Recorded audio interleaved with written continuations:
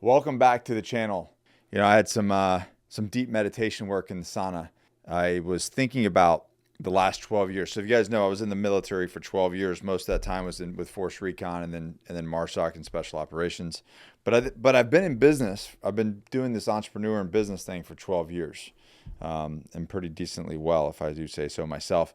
But it made me thinking the struggle parts that I had coming out of the military and getting into business and how I didn't relate the two initially. And then as I started to relate of what I did in special operations and how it could serve me in business, things started to click, because that was, obviously having no business background and just, let's be honest, winging it. I had an idea and a hope and a prayer.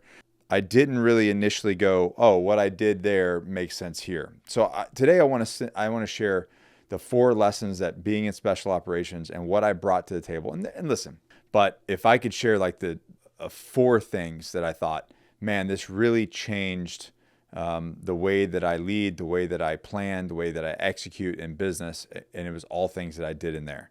The first one is just having adaptability, being able to adapt to constant changes, because just like in an operation or on a mission that you might be gone for 3 days, and you can listen to the 9th degree. Every plan goes to shit when you start getting shot at. I mean, not really, but you get what I'm saying. Is you can do everything right. You can have this picture perfect plan, but when you hit the ground, you can execute that plan, but no plan survives first contact. And that's the exact same way in business. You can map out the most beautiful fucking year that you like, every single month down to all your KPIs, your sales goals, who's doing what, who's on each base, and everything could be just picture clear, perfect, crystal clear vision.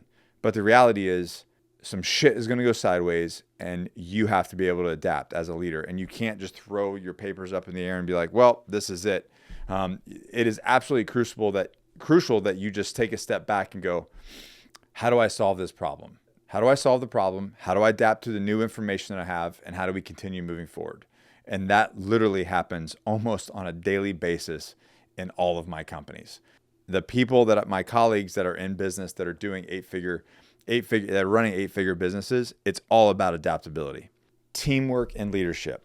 When I got out, I was the idiot that was saying, well, if you want something done right, you got to do it yourself. And I guarantee you've said that. I've said it. Mario's said it. Everybody says it. It's a very ignorant thing to say, because the reality is someone can do it. Not only can someone do it, but someone can do it better than you.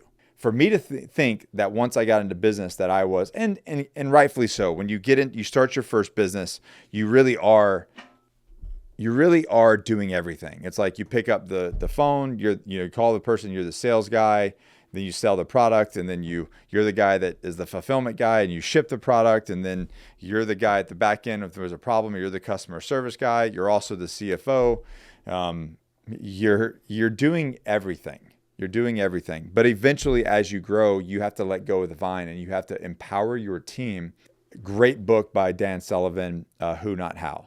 A lot of us think about how are we going to get this done, and the correct question to that is who can get this done for us. Now, when you start implementing that mindset, when you start thinking how can I lead my team, and obviously as a leader you have to create clarity and vision about what your team is doing. You have to give them the power to be able to be a leader in their own right and solve problems. If I'm constantly the bottleneck of solving all the problems, then we just create more problems, and then I get stressed and I have anxiety, and it doesn't work. No mission got accomplished, by one man overseas in special operations. I'm not going to make an 8-figure business by myself. Like, that's just the reality. I have to have a team, and I have to be able to provide that team with the clarity and give them the tools and resources they need to be successful. Discipline and consistency, and I feel like these go hand in hand. Jacking all shit to do with your feelings. I know that in 2024, everybody's got their finger on their pulse of their feelings, and they like to wake up and take their emotional temperature in the morning. Your customers don't care. Your company doesn't care. Employees don't care.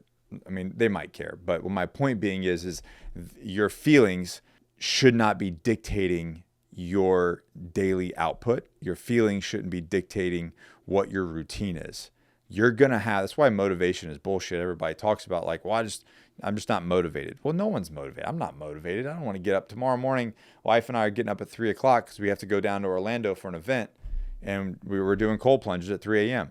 Nobody wants to get out. I was having this conversation with the CEO of Core Med, and I'll keep it PG. He's like, nobody wants to get out of 4 a.m., a warm bed next to their smoking hot wife, and immediately go get into a cold plunge. Nobody feels like doing that. Why do we do it? Because it reduces, I'm 42. I do jujitsu a whole bunch. I lift weights. I'm fighting against inflammation. It has nothing to do with whether I feel like training, whether I feel like doing recovery work, whether I feel like walking through the door and playing with my kid. It doesn't matter. Being consistent, regardless of your feelings, has nothing to do with your motivation. It has everything to do with discipline. You don't get to be in special operations unless you create some discipline and you're super consistent. Well, you don't get to have a successful business in the 7 or 8 figure realm unless you're super consistent and super fucking disciplined. Those go hand in hand. Check your feelings at the door, build a routine, be super consistent over a long period of time. Today, I did a reel on Instagram. This guy, Fred, he's like an anaconda, super slow. We do old man jiu-jitsu together, but he's sneaky as shit. And he has been trying to take my back and lock this arm under his leg so that he could choke me. And he hasn't been able to do it. And I know every single time he's going to try to do it. And I'm always going to wiggle my way out.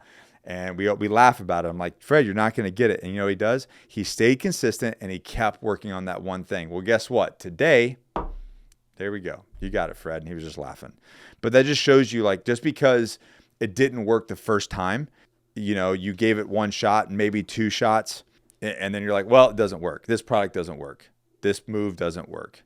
And you're like 1 or 2 times in, 10, 15, 20 times. Understand what you need to do. Become a master at that one thing. It takes time, but you have to be consistently at it over and over and over. Another big thing with that, look at anybody that goes to the Olympics. Do you think that they only train when they feel like it? Do you think they go and get with their coach and do only when they feel like it? No, they do it every day, regardless of how they feel. That's what it takes to the Olympics and win a freaking gold medal. The next thing and the last thing that I'm going to say is mental resilience. This kind of goes into the discipline, also the discipline and consistency thing, but you just have to be mentally resilient. You have to be calm, cool, and collective under pressure. You're going to have an immense amount of pressure, just like I did in special operations in a wartime environment. It is life or death there. And maybe it's not life or death here, but the reality is, collectively over 3 companies, over 100 people that rely on me to be successful and not fuck this thing up so that they eat and their families eat.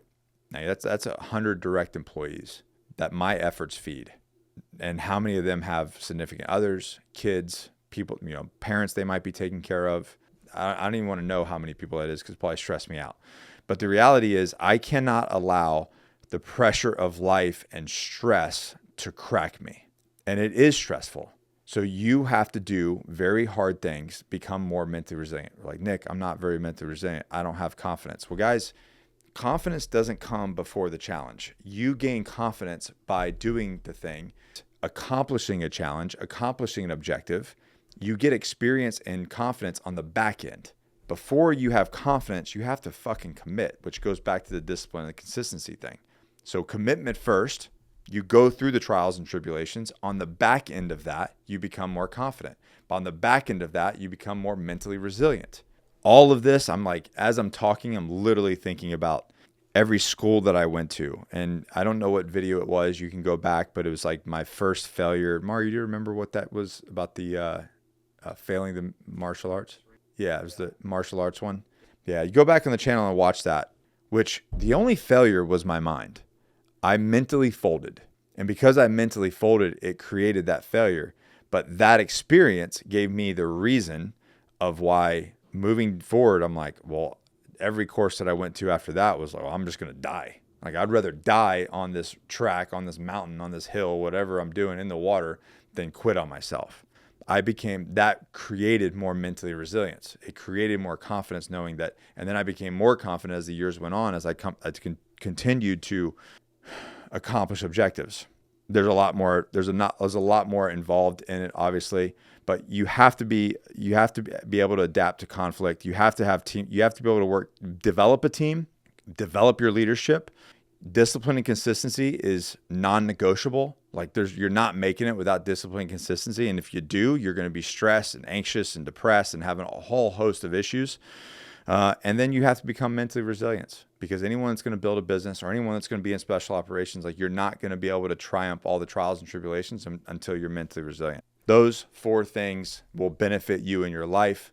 Instead of making all the mistakes that I did, just skip all that and make your own, but apply these 4 things that I learned while serving as a Marine Raider in special operations. Guys, smash that like button. Share this with a friend who you know who needs to hear it. And then other than that, if you've got more comments or more things that you learned that would benefit me or benefit somebody else, drop them in the comment section below, and we'll see you in the next one. Peace.